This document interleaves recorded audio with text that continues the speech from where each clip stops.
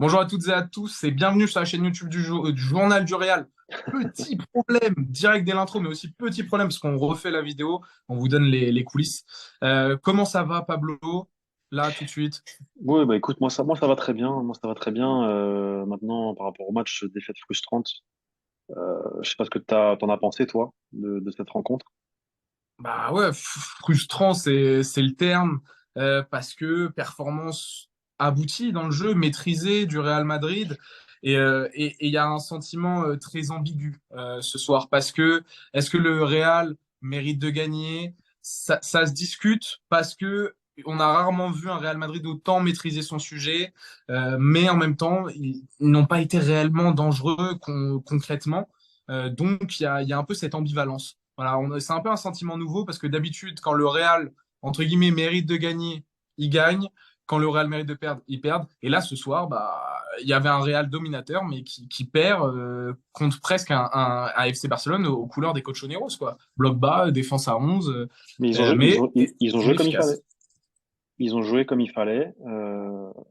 Comme tu l'as dit, un Real Madrid dominateur. Moi, je pense que ça fait longtemps qu'on n'a pas vu un Real Madrid aussi bon dans le jeu, aussi actif, bonne ressortie de balle.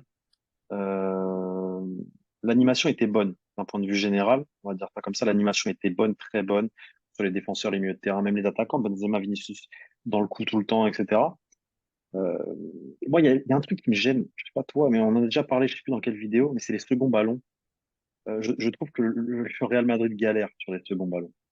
C'est quelque chose et encore aujourd'hui, on l'a vu, pas vraiment des seconds ballons, c'est des semi-seconds ballons dans le sens où ils vont rater un contrôle, ils vont glisser, tu vois. En premier temps, il y a eu beaucoup de ça, tu vois. Et c'est un peu frustrant ça aussi, parce que en face, techniquement, ils tiennent la route. De Jong a fait un match incroyable au milieu de terrain. De Jong a fait un Ouais, match incroyable au milieu de terrain. Dès qu'il récupérait le ballon, il posait, il donnait à ses, comment dire, à ses coéquipiers un certain calme, tu vois ce que je veux dire? le temps de respirer. Ouais, voilà. Il jouait très proprement, il a fait très peu d'erreurs. Euh, mais moi, je trouve que c'est surtout en fait je reviens au titre de la vidéo, un sabotage dans le sens où le Real Madrid avait tout pour gagner cette rencontre, mais tout, parce que dans le jeu, c'était parfait. En face, c'était pas le meilleur contexte pour eux. Il leur manquait Dembélé, Lewandowski, Pedri. Et c'est pas tous les jours que t'as un adversaire aussi amoindri. Les 20 premières minutes sont très bonnes. Il y a le but hors jeu de Benzema. Mais voilà, le Real Madrid se sabote la rencontre parce que l'arbitre euh, siffle une faute de Vinicius sur De Jong. Alors certes, De Jong au départ de l'action chope Vinicius du bras, lui prend comment dire, les jambes, etc., tout ce que tu veux, mais à la fin, il lui fait une prise de catch à la faute. Euh, et là, Vinicius s'énerve, tout ça s'énerve, et en fait, ils sont focalisés, ils restent focalisés, tout le groupe reste focalisé sur ça pendant 2, 3 minutes, et c'est direct dans la foulée que le Real Madrid va encaisser ce but gag, en fait, un but de déconcentration, parce qu'ils sont totalement désorganisés tactiquement à cause de ça, au lieu de rester focalisés dans leur match, parce qu'ils faisaient un bon match. Ça, le truc, c'est qu'il faisait un bon match. Et tout ça parce que Vinicius gueule. Vinicius répond à l'arbitre. Vinicius déconcentre ses coéquipiers et excite le Bernabéu. Bah, du coup, en fait, ils en profitent et ils marquent. Et moi, je trouve que c'est mérité parce qu'ils ont su marquer au bon moment, en fait. Ils ont su tuer le Real Madrid au bon moment. Au moment où, en face, bah, il y a eu un moment de déconcentration. Derrière, Militao pas attentif, qui en profite et but. Et bon, voilà, ça fait 1-0. Et après, moi, c'est ce que je te demande. Moi, je trouve que la victoire est plutôt méritée pour le Barça. Parce qu'ils ont su tenir en bloc bas, justement. Ils ont su jouer avec leur arme du jour, entre guillemets, qui leur manquait des joueurs. C'est vrai qu'il y a la notion de mérite. Et bah, comme je l'ai dit, je pense que le maître mot là-dessus, elle est ambiguë, cette notion de mérite, parce que de par l'histoire du FC Barcelone, ce qu'ils ont proposé ce soir, certes, c'était une équipe qui a l'infirmerie pleine, avec des joueurs clés. Bien sûr, ils ont fait leur match en réalité, mais tout de même, je trouve que ils méritaient d'être punis parce que malgré tout, les sorties de balles, le Real les empêchait à chaque fois de construire. Le FC Barcelone était quand même vachement laxiste sur, non pas sur le pressing, il y avait de l'intention, mais le Real Madrid a su en permanence se dépêtrer de ce pressing. Et c'est quand même symptomatique d'une équipe qui est toujours à contre-temps. Après, ils ont saisi la seule, entre guillemets, occasion, même s'il y a Franck Kessié qui est pas loin aussi de mettre un deuxième but, et c'est en dessous Fati qui lui enlève, là, Ouais. sur une passe en retrait je sais, de Rafinha, faire un 3, je ne sais plus. Mais donc, il y a quand même un côté ambigu, puisque pour moi, les 20 premières minutes du Real Madrid, ce sont les meilleures de la saison. Parce qu'il y a le but de Benzema hors jeu. Certes, pendant 90 minutes, le Real a été très peu dangereux, mais durant ces 20 premières minutes, il aurait vraiment fallu capitaliser C'est avec vrai. une ouverture du score parce que c'était parfait. C'était parfait, un milieu de terrain dominateur. Kroos, Modric, même Valverde, lorsqu'il repiquait dans l'axe, c'était super intéressant. J'ai trouvé Dani Carvajal et Nacho à la construction également très pertinent dans leur prise de balle pour revenir à l'intérieur. Ouais, totalement, Vraiment, totalement, totalement. j'ai été extrêmement séduit, mais même j'ai été séduit, même après l'ouverture du score, parce que Ouais, dans les intentions de jeu, dans les intentions de récupérer la balle rapidement et de vraiment étouffer l'adversaire, j'ai trouvé ça agréable à regarder. Par contre, la deuxième mi-temps était beaucoup plus ennuyante. Et puis, on avait aussi des attentes d'emballer le match. Et ça, là, c'est là où on peut dire que le Real ne mérite pas forcément totalement de gagner parce qu'ils n'ont jamais réussi à vraiment emballer le match et à se créer une, deux, trois situations dangereuses pour faire douter le FC Barcelone. mais parce qu'en face, ça tenait. Enfin, le plan en face, le bloc bas, les quatre défenseurs, les deux lignes de quatre, ça a tenu toute la rencontre. Ils ont Ouais. super bien joué le coup, le Barça. Et moi, je trouve que la deuxième mi-temps, justement, ils ont joué le coup parfaitement. Ils ont su faire le dos rond au moment où le Real Madrid avait le ballon et était en train d'attaquer dans le dernier tiers.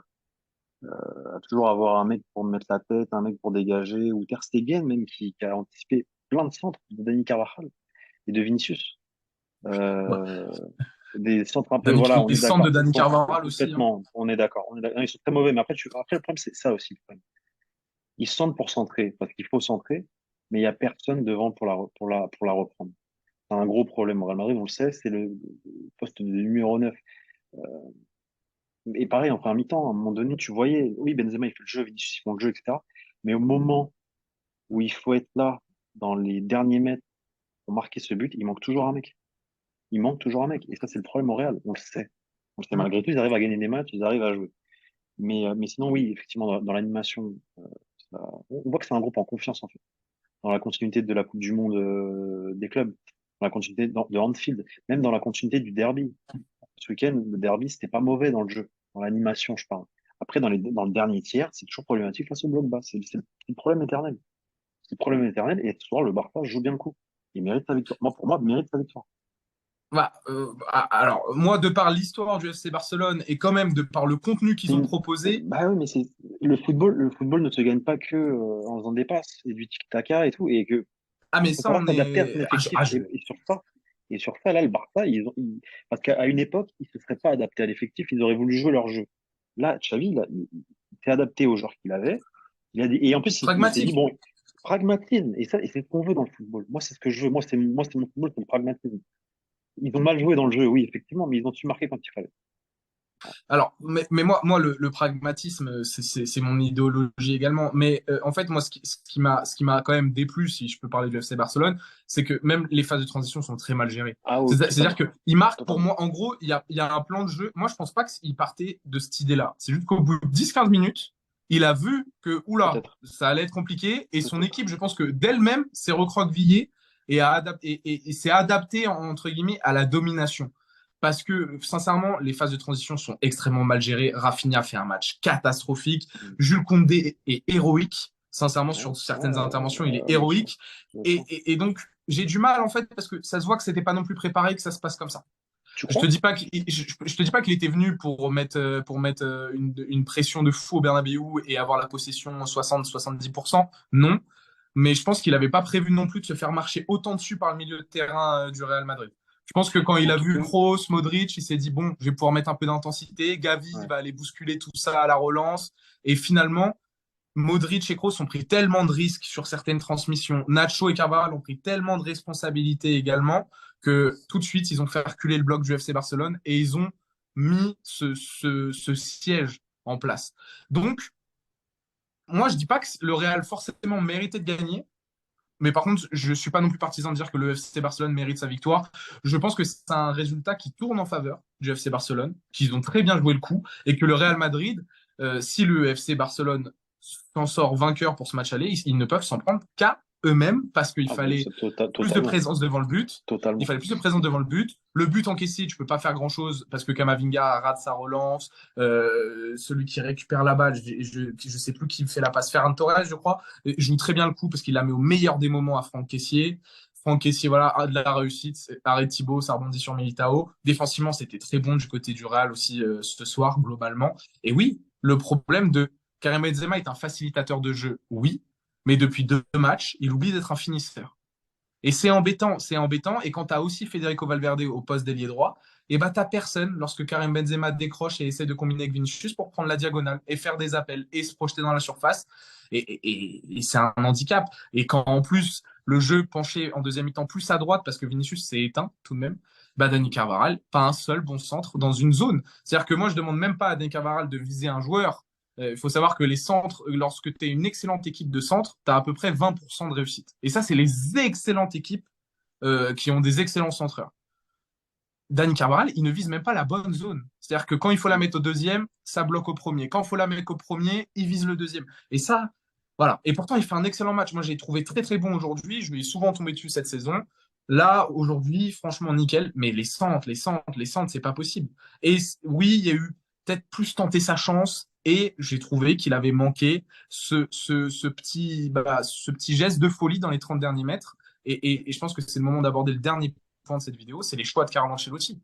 Comment tu peux sortir Nacho pour mettre Kamavinga arrière gauche, alors que Kamavinga, lors des 15 premières minutes de la seconde mi-temps, est le seul à créer du jeu dans l'entrejeu.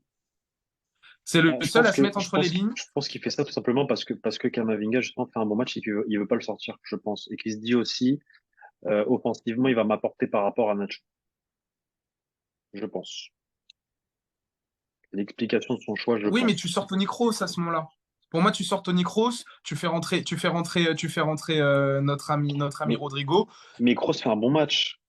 Kroos il est Non, important mais à la sortie du ballon. Tu vois ce que je veux dire? Et ça, encore une fois métronome totalement. Même en première mi-temps, il redescend, c'est lui qui fait le jeu.